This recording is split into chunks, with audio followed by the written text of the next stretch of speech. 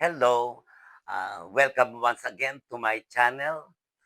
This time, tatalakayin ko naman yung patungkol sa paano ba hinahanap ang median of group data. Doon sa akong video, I presented how to compute the mean of group data. So this time naman, median naman ang ating i-compute. So, pag sinabi nating median, yun ang gitna. Ano yung grade ng gitna? So to find that median, kung ito ang given, the frequency distribution, itong dalawang column na ito, so gagawa tayo ng third column. Sa third column, gagawa natin ng LL or exact lower limit. So paano ba kinukuha ang exact lower limit? Babawasan nyo lang ito ng 0.5. So ayan, 45.5, 40.5, and so forth and so on. Pag nakuha na ninyo yung ating lower limit, gumawa pa ulit kayo ng pang-apat na column. Ito naman ay cumulative frequency. Paano kinukuha ang cumulative frequency? I-forward nyo ito, then plus 18, okay, 24, 23, hanggang marating yung 100. Dapat, ang makukuha nyo sa kataasan, the same with the end. Kasi ito yung total nito. Okay, pag nakuha nyo na yon, mahahanap na natin ngayon yung position ng gitna. Paano hinahanap ang position ng gitna? Siyempre, 100 divided by 2. So, ayun yun. N over 2 equals 50. Mahalaga ito kasi malalaman na natin yung iba pa nating kailangan sa formula. Dito sa formula na ito. So, pag nakuha nyo na yung gitna, bilugan nyo na. Paano natin bibilugan? Hanapin natin kung nasasaan itong 50. So, dito tayo titingin sa cumulative frequency. Siyempre, wala pa siya rito, 47 lang ito. So, nandito siya sa 72. Bilugan na agad natin siya. Ayan. Pagka nandiyan na, makukuha na natin ang ating lower limit. Ang lower limit natin ay 35.5. Ayan. And then, yung cumulative frequency below. Nilagyan ko siya ng below, ng B, bilang tanda na ito yung cumulative frequency below. Below of the median class. Ito na kasi ngayon ang ating median class. Bakit? Kasi naandyan yung gitna. So, yung frequency below, eto yon. Kukunin yung total, ito ang total niyan. So, yan ay 47.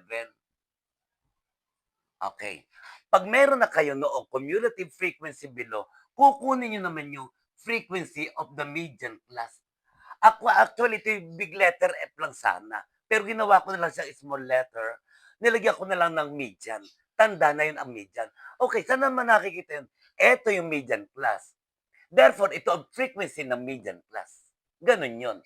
Frequency ng median class. So, ang frequency ng median class natin ay 25. And then, the interval is 5. Okay. Yung interval nito, size of the class interval. And then, pag meron na tayo ng mga to, makukuha na natin ang ating median by substituting all the values. Ngayon, ito yon. Ang lower limit natin, 35.5. And then, yung ating n over 2, yung gitna. Okay, so 50 yon. And then, the cumulative frequency below, eto yon, 47. And then, frequency of the median class is 25 times 5. Okay, then let us simplify. Okay, bring down.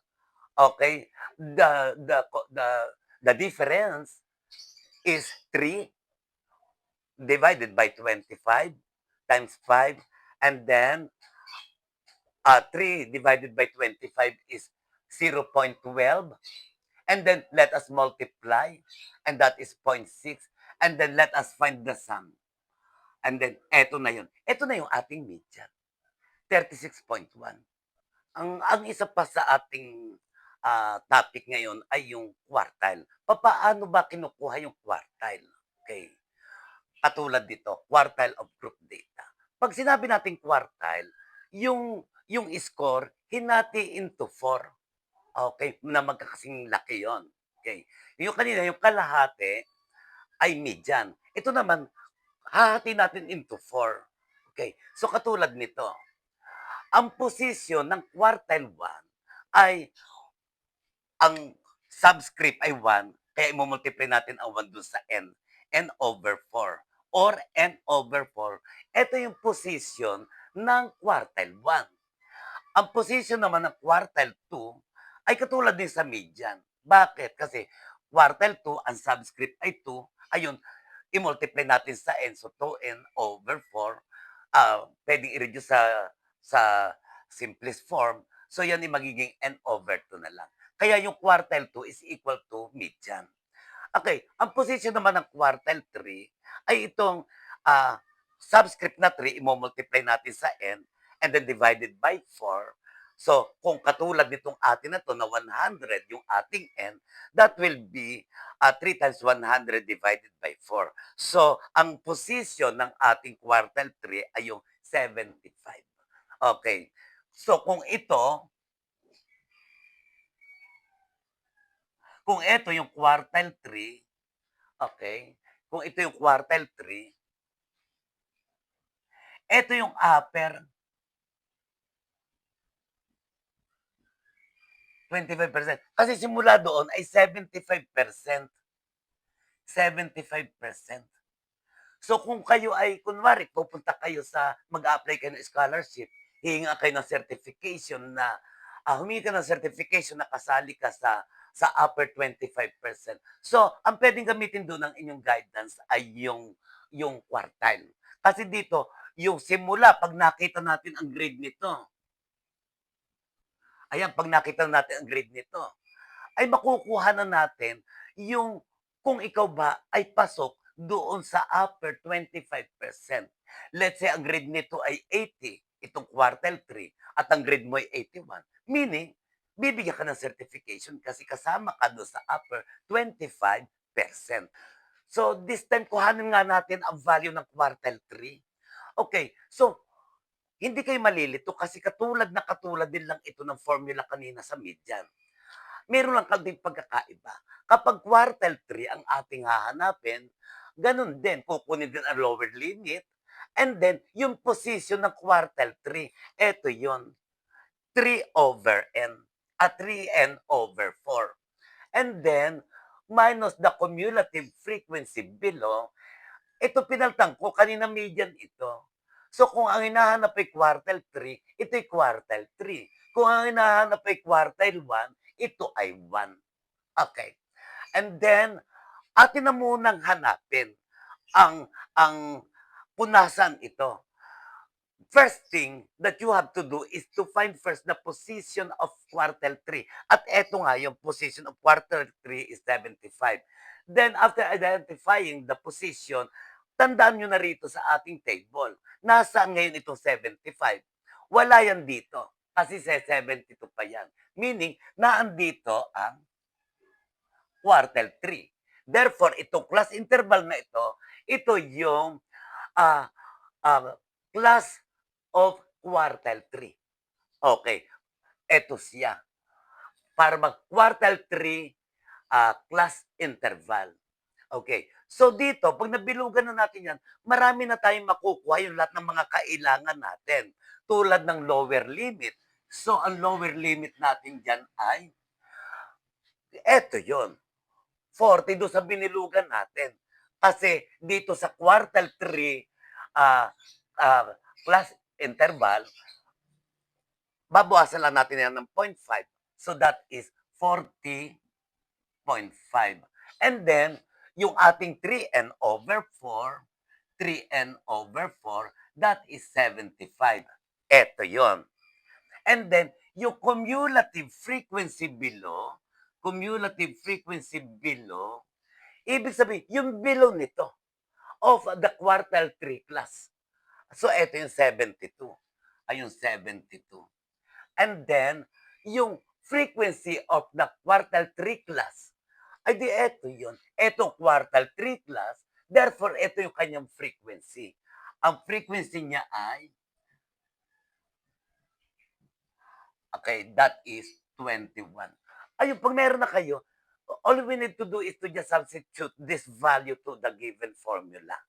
Okay, so ang ating exact lower limit, and then our value or position of quartile 3, okay, ay 75. Okay, ayun 75. And the cumulative frequency below is 72. And then our frequency of the quartile 3 class ay yung 21.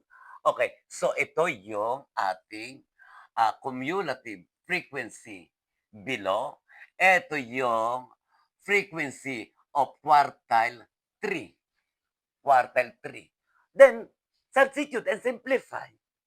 So, ayun lang. So, the difference is 3 of 75 and 72. And then divide. The quotient is negative 14. 14, 0.14. And then multiply it by 5. The product is 0.7. Let us find the sum. And so this is our value of quartile 3, which is 40.95. At ngayon naman, ang last nating topic ay ang finding the decile of the group data. Okay. But before that, please don't forget to subscribe and hit the notification bell so that you will be updated. Okay, so let us go now on how to find the decile. Pag sinabi nating decile, ibig sabihin, yung ating scores, yung ating n will be divided into 10 equal parts. Okay. So kung kanina divided by 4, kasi quartile 'yon. Dito naman sa decile, kasi nga ang data is divided into 10 equal parts. Therefore, ang magiging denominator naman natin dito ngayon ay 10. So ang decile 1 ay, okay, that is 1n over 10, or simply n over 10. Okay. So this time, kuhanin natin muna yung D9. Okay. Yung D9 yung mataas. Okay, D9. To find the D9, ito yung ating position. Hanapin muna ang position. Katulad ng ginagawa natin sa median at saka sa quantile, na hinahanap muna natin ang position. Ibig sabihin position, nasaan among these class intervals, nasaan yung ating hinahanap. Kung ito nga ay D9, nasaan ito? And so therefore, we need to find first the position of that D9. At kung ito ang formula, kung ito ay 9, therefore, 9 times n over 10. So 9 times 100 divided by 10 is 90. So 90 yung ating position ng ating D9. Okay, pag nakuha na natin to, again, tandaan na agad natin, hanapin natin sa cumulative frequency kung nasaan itong 90. So wala siya rito, naandoon siya. Kung naandyan siya, atin agad tandaan niya. Okay? And then, pag natandaan na natin yan, makukuha na natin ngayon yung ating exact lower limit. And that is 40.5. Makukuha na rin natin yung 9n over 10. Ito yon. Ito yon, 9n over 10. Okay? So, 9n over 10 equals 90. Makukuha na rin natin yung cumulative frequency below kasi nabilugan na natin to. Below, ay di eto yon. Cumulative frequency below. Okay. So that is cumulative frequency below equals 72. Ayun. And then, hahanapin natin itong frequency of D9. Nasaan ba ang D9? Naandito. Ito yung class interval kung saan naandoon ang D9. So, tatawagin natin itong class interval for the D9. So, itong frequency na ito, frequency of the D9 class. Okay. So, ang frequency of the D9 class is 21. Ayun yun. Frequency of D9 is equal to 21. Pag meron na tayo niyan, makukuha na natin lahat makukuha na natin ang value ng ating D9. Okay, makukuha natin ang value ng ating D9. Okay, so simply substitute all the values that we have. Eto, okay, ang ating lower limit, exact lower limit is 40.5. Ang ating position of D9 ay yung pang 90. Okay, and then the cumulative frequency is 72. And then over the cumulative frequency of the D9 class. And then multiply by the class interval. And then let us simplify. 90 subtracted by 72 is 18. And then 18 divided by 21. Okay, times the size of the class interval. And dito, ang quotient niya ay 0.86 multiplied by I. The product is 4.3. Let us find the sum, and the sum is 44.9. This is now the